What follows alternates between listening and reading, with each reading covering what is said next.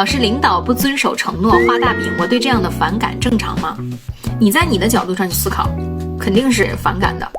但是你别当真，因为他不是对你这样，就是他是管理手段的一种。就举个例子啊，比如人家说了，你们好好干，我跟那能提拔你，你信了，这就是问题。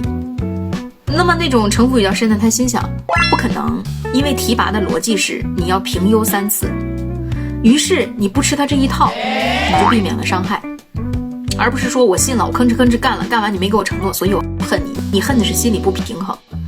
但如果说你自己能判断出来到底提拔的指标是什么，你压根儿不入他的套，他给你画你不吃，他拿捏不到你，你不会受伤害，你就不会反感了，这是一个解决的逻辑。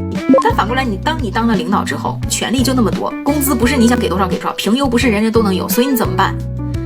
你又得管他们，怎么办？那只能画大饼啊。所以当你有这样的角度的时候，你这个维度就更高了。